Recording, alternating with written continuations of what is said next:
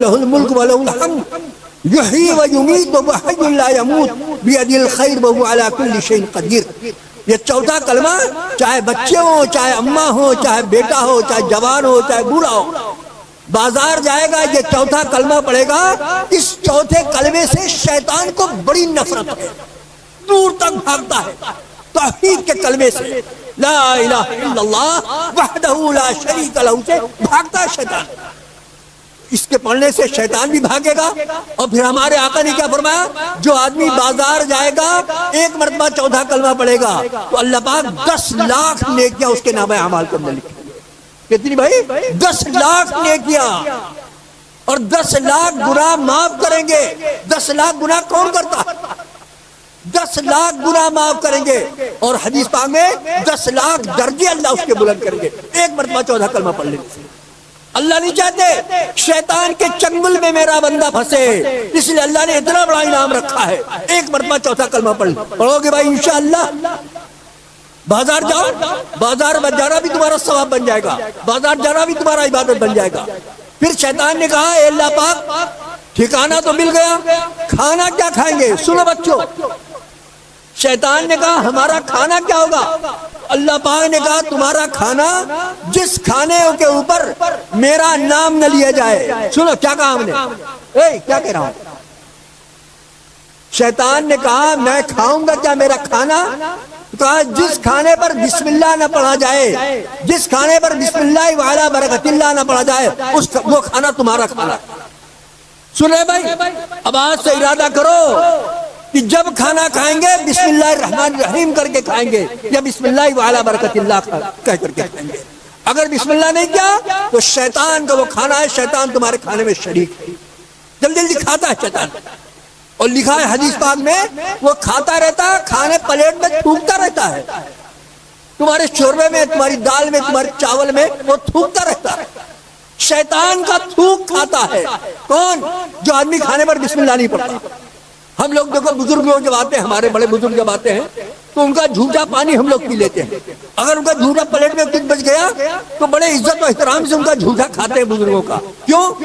اس لیے کہ ان بزرگوں جیسی صفت ہمارے اندر آ جائے، ان کا جھوٹا پانی پی لے، ان کا جھوٹا کھانا کھا لے.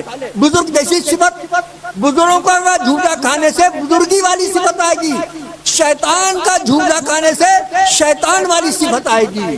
تو شیطان کا جھوٹا کون ہے؟ جس کھانے کے اوپر بسم اللہ وعلی برکت اللہ یا بسم اللہ الرحمن الرحیم نہ پڑھا جائے. حضور پاک صلی اللہ علیہ وسلم کے ساتھ ایک چھوٹی سی لڑکی کھانے میں شریک تھی، کھانے میں شریک تھی.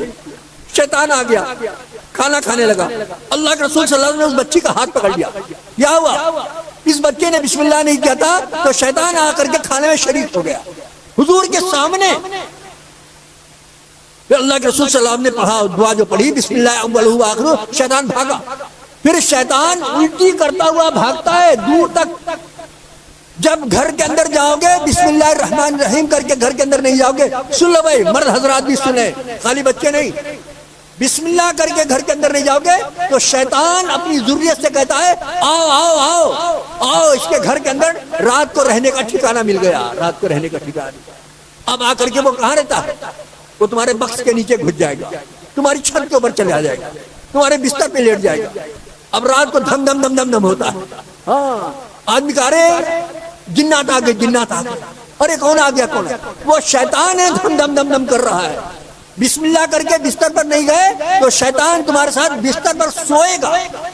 اللہ، بستر پر سوئے گا تمہارے ساتھ. بتاؤ، آپ اپنی بیوی کے پاس کسی کو سوتا ہوا دیکھ پاؤ گے؟ لیکن اگر بسم اللہ کر کے نہیں گئے آپ کی بیوی کے پاس، اگر بیوی بسم اللہ کر کے نہیں گئی تو شیطان اس کے ساتھ سوئے گا. برداشت کر پائے گا بھائی؟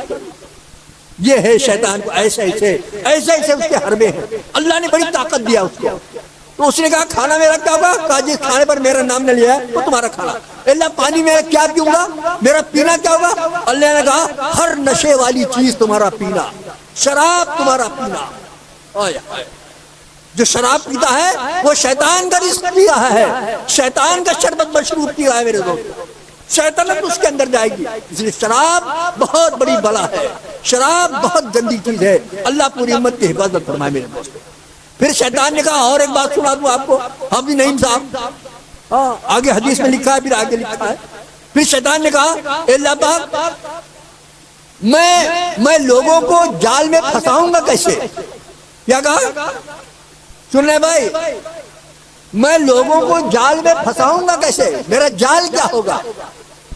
جال دیکھا ہے؟ مچھلی پھنسانے والا جال مچھلی پھنس جاتی ہے، چڑیا پھنسانے والا جال چڑیا پھنس جاتی ہے، نیل گائے پھنسانے والا جال نیل گائے پھنس جاتی ہے۔